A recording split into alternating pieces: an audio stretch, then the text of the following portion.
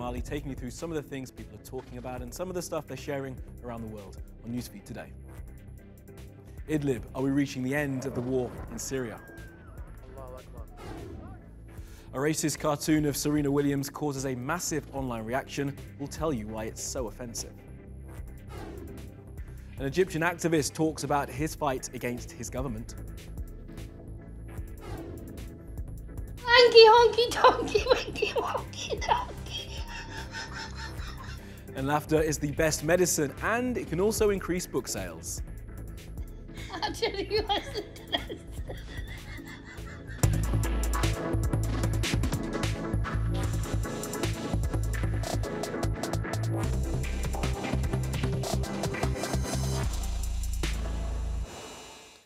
Now, top of our newsfeed, Idlib. The stage is set for the denouement of the Syrian war. For 8 years, the Syrian regime have fought rebel groups and terror groups, and they've beaten them with the help of Russia and Iran.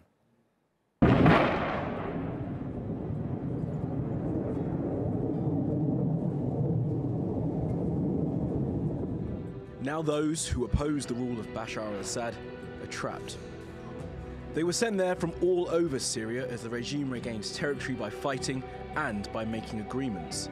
Fighters from Aleppo and eastern Ghouta and elsewhere were given safe passage to the Idlib region. They went with their families and were allowed to keep their weapons. Now they're corralled, cornered and cut off in one of the so-called safe havens of Syria. This video is said to be from Idlib. It claims to show a rescue worker for the White Helmets being hurt by incoming artillery or rocket fire.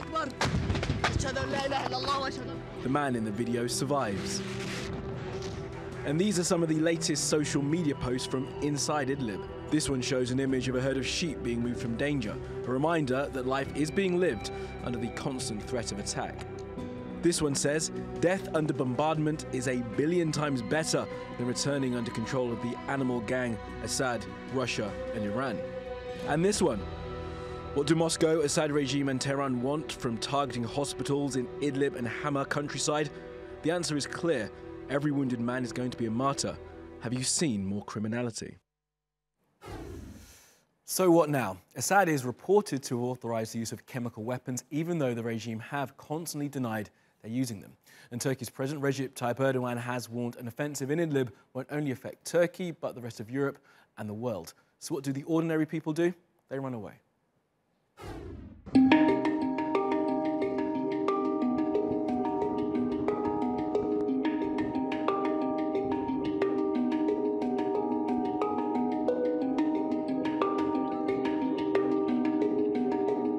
احنا من ريف إدلب الجنوبي صار لنا 8 سنين نازحين كل ما نستقر المطرح ونركز وضعنا يجي الطيران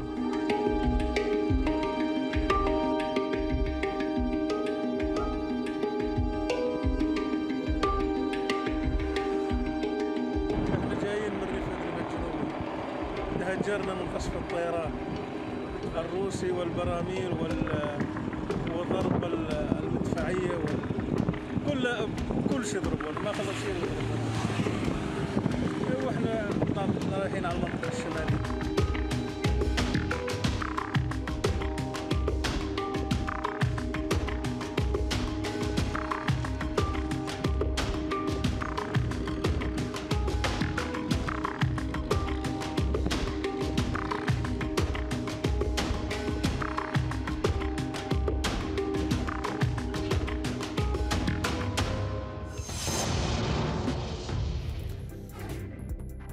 Let's have a look now at some of the other things that caught our eye on social media. Well, it's September the 11th, and people are remembering those who died at the World Trade Center in New York and the Pentagon and on flight UA93. They're using the hashtag #NeverForget. Now, people are also asking where you were. Many of us remember precisely where we were when we first saw those pictures. 2,977 people died that day. It was a world-changing event whose repercussions are continually being felt.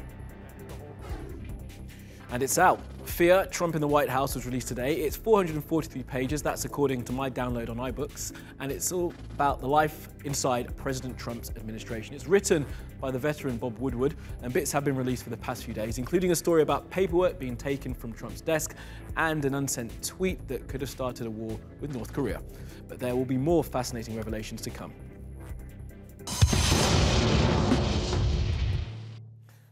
Now, Serena Williams' loss in the US Open final is continuing to reverberate online, and the story has been given further oxygen by a racist cartoon published in an Australian newspaper.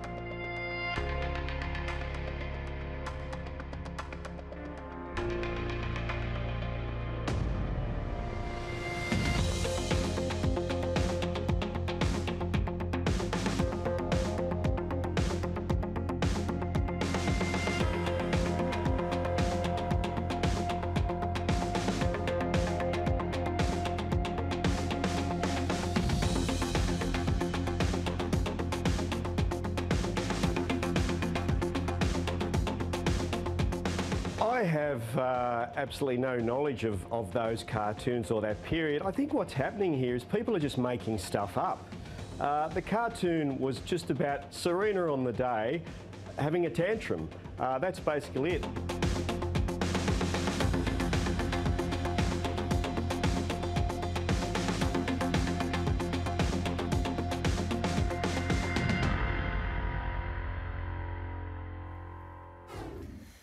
Now, an Egyptian man has been speaking to TRT World about his experience as a critic of President Sisi. This is his story.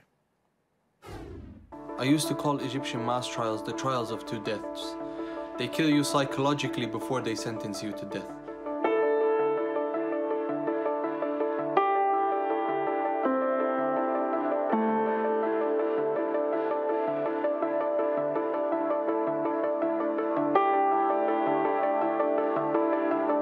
The verdict was a very clear message from Sisi and his government that they have excessive control over the judicial system. The fact that no security official has been held accountable for what has happened proves this further. Of course, this mass trial isn't very different from many other mass trials that are ongoing in Egypt at this particular time.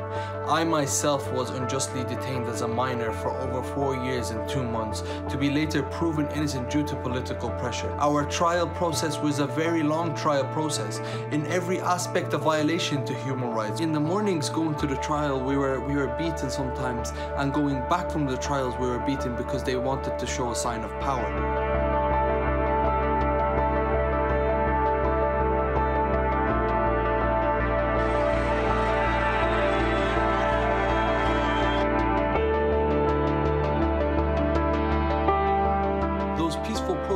Were simply calling for their freedom and democracy.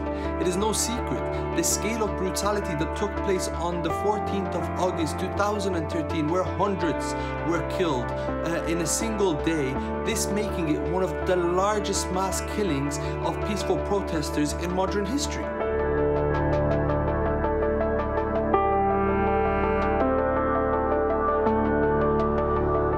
There is clear evidence against the true killers, yet the innocent remain behind bars while the murderers remain free. The Ugandan politician and musician Robert Kyagulanyi, known as Bobby Wine, is in the US for medical treatment and to raise awareness of the political situation in his home country. Now, his arrest a few weeks ago brought people to the streets in protest. He wants an end to President Yoweri Museveni's 30 years of rule and has spoken to US politicians to try and increase international pressure on the Ugandan government. Here's Tamina with the background. Is this just another moment an African president was defeated by social media?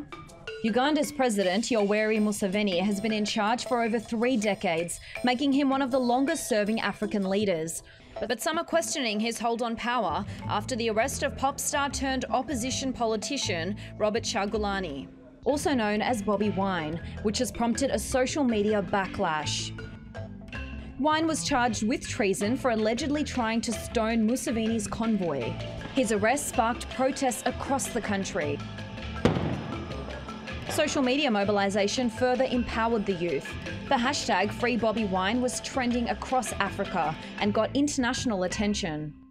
Celebrities and activists from around the world condemned Wine's imprisonment.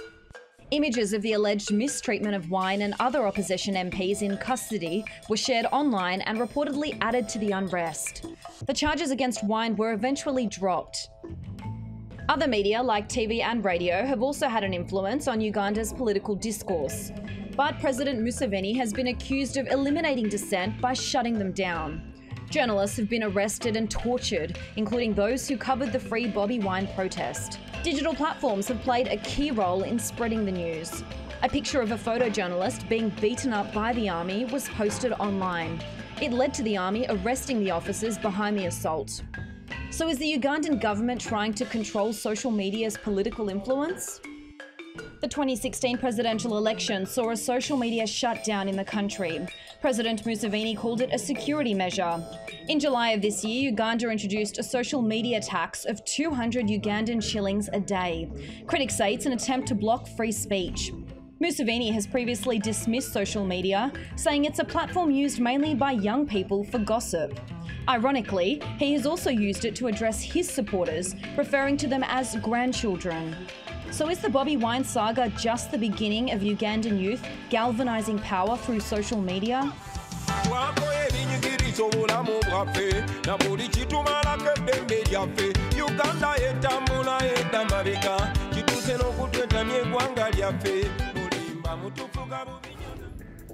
right, let's go around the world now for some other stories you need to know this Tuesday. Google has involved itself in Russian politics. It's removed ads by the opposition politician Alexei Navalny from YouTube. It says it's done so because the ads were illegal under Russian election law. There are to be regional elections in Russia this weekend. There have been protests against changes to the retirement age and the state pension for a few days. Now, Google also removed politically sensitive ads in Ireland in the lead up to their vote on abortion. Now, these are protesters in the US city of Dallas. They're out demanding action by the courts after the killing of a man called Botham Jean by a police officer. The officer, Amber Geiger, was in Mr. Jean's apartment when she killed him. She told police she'd gone into his apartment as the door was ajar and she mistook it for hers. Now, she lives on the 3rd floor, he lives on the 4th. She says she saw someone, thought she was being burgled, so shot him. 2 witnesses have now come forward to say they heard knocking at Botham Jean's door, a woman's voice saying, let me in, then shots, then a man's voice saying, why did you do that? An Egyptian man posted this video of himself having breakfast with a woman in Saudi Arabia, and he was arrested for committing several violations and, in the Saudi's ministry's words, taking up a post exclusively reserved for Saudis. Men and women must sit apart in restaurants in Saudi Arabia, but it was this moment towards the end that got people so upset when the woman seems to feed the man.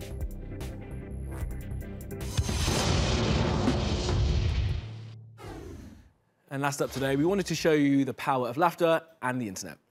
Now, this lady reading a story to her grandchild and being unable to get through it not only went viral for the video, but also caused a massive spike in demand for the book. And the book's called Wonky Donkey and is read in parts by Janice Clark. The Wonky Donkey. He was a winky wonky donkey. I was walking down the road and I saw a donkey. Hee-haw. He had only 3 legs, 1 eye. He liked to listen to country music. It was quite tall and slim. He was a lanky, honky, donkey, winky, wonky donkey.